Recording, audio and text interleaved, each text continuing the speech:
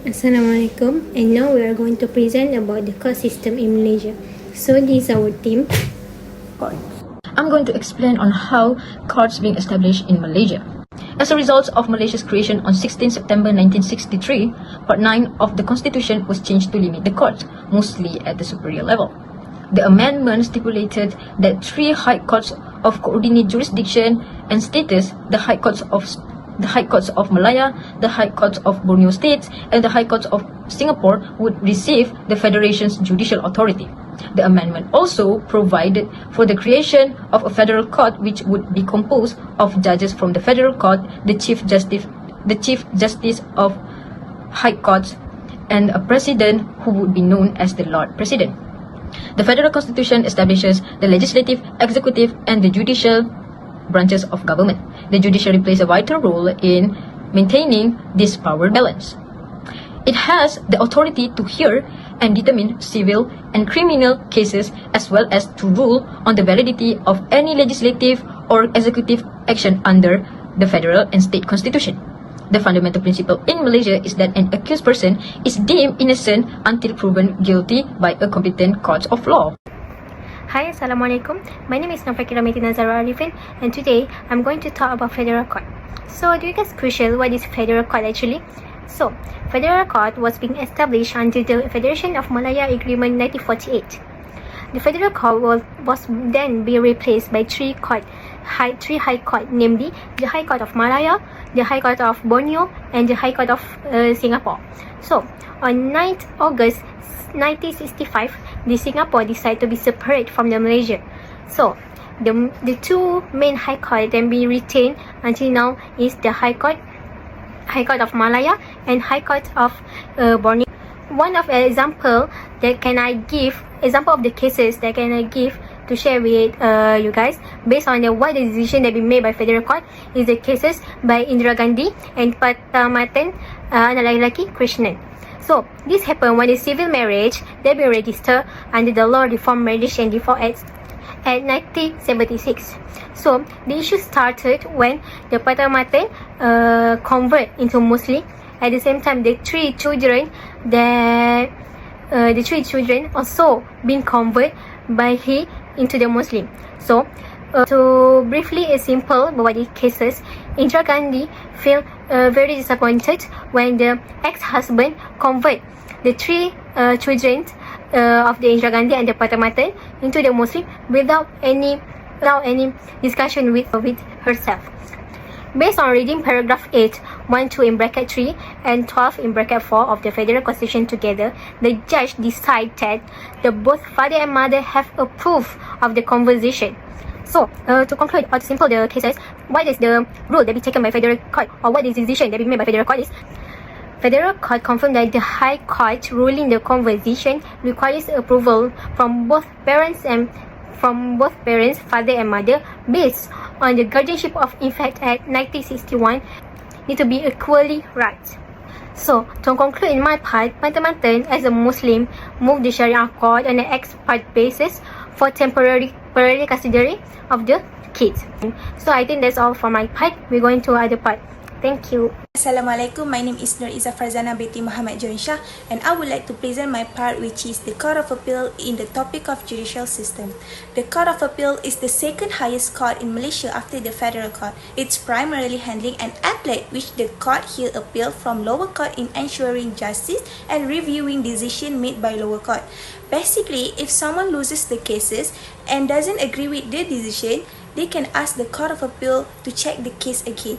Moreover, the Court of Appeal was established under the Court of Appeal Act 1994, where the composition must be 1 president and 32 judges. For the fourth point, under the Article 121 of Federal Constitution, the Court of Appeal determine and hear any appeals against the High Court, where its appeal generally include reviewing decision from lower court in civil and criminal cases to determine if legal error were made. It means no matter whether it is from criminal or civil matters, it must be from the High Court to be appealed again. Furthermore, one of the restricted of the Court of Appeal in the article is subject matter of the claim is at least more than 250,000 except leave of the Court of Appeal. It means only if the court give permission to consider to appeal again, then it can through the process of an appeal. For example, the cases of Datuk Seri Anwar Ibrahim against Khairi Jamaluddin 217 MLJU 14/1995. It revolved around a defamation during a speech at UMNO gathering.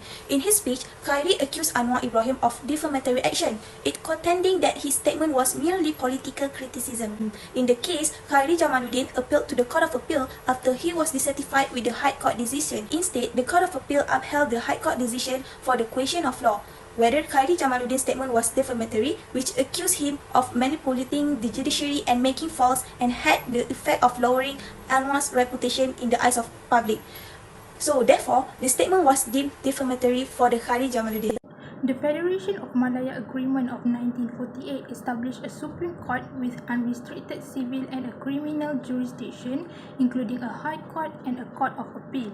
The Supreme Court was replaced by the Federal Court and three High Courts of coordinate jurisdiction, the High Court of Borneo States, the High Court of Singapore, and the High Court of Malaya. After Singapore's departure in 1965, the only remaining courts were the High Courts of Malaya and the Borneo States.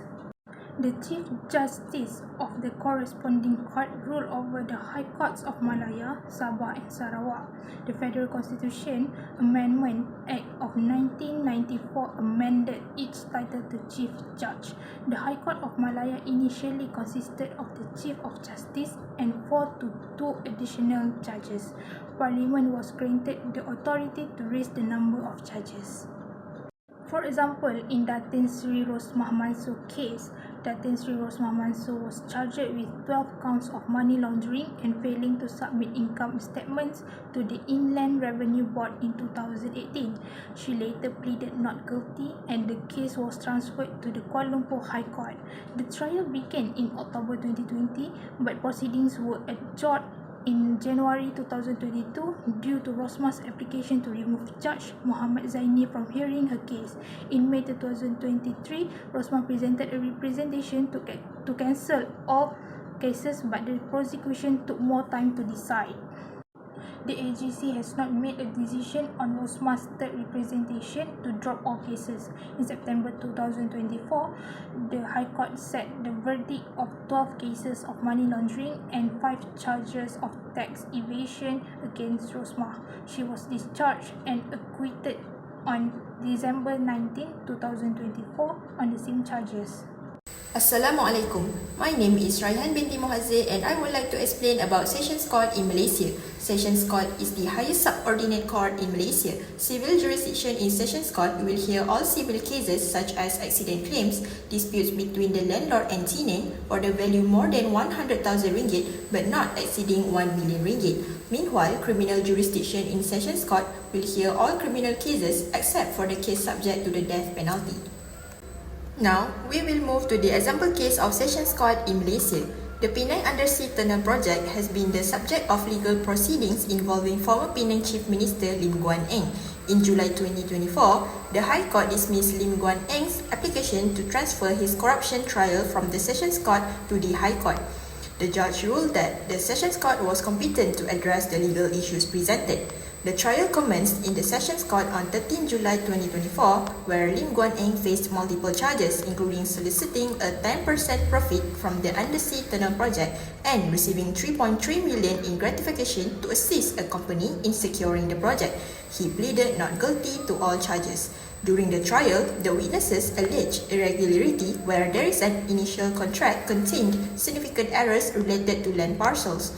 As of January 2025, the trial is ongoing, with the Sessions Court continuing to hear testimonies and examine evidence related to the charges against Lim Guan Eng.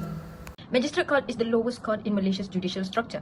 Magistrate courts have jurisdiction to hear or decide on any civil or criminal cases or issues that arises within the territorial limit to which they are appointed, even if it was not within their authority to attempt to ascertain the cause or matter to which the summons, writ, warrant, or other process relates. Any magistrate of either class within the local boundaries of whose jurisdiction the magistrate court is situated may issue any interlocutory or interim order in any cause or matter, whether civil or criminal, that does not involve the final trial and determination of the cause or matter. Both civil and criminal cases and matters may be here decided and handled in any magistrate's court session, or either one may be handled. The first-class magistrate in criminal jurisdiction are legally qualified and have the authority to judge cases involving any offences that carry a maximum sentence of 10 years in a jail or a fine and 12 whippings. On the other hand, a second-class magistrate has substantially less criminal authority.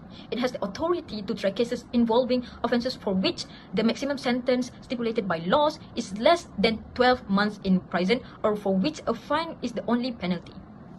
The fact that first-class magistrates also try young offenders between the ages of 10 to 18 in juvenile courts is an intriguing issue to note. All offences, except those carrying the death penalty, are heard by the magistrate while sits with two advisors. To the public's detriment, the court is being held in the magistrate chambers. This court's guiding idea is to rehabilitate young offenders in order to stop them from becoming criminals. In conclusion, concerns over the jurisdiction of civil and Sharia courts in Malaysia arise due to the dual court structure created after Malaysia gained independence. The civil court structure is based on common law states with superior courts like the High Courts of Malaya, Sabah and Sarawak, the Court of Appeal and the Federal Court. The Constitutional Revision Act of 1988 revised Article 121(1)(a) to exclude civil courts from matters within Sharia courts jurisdiction.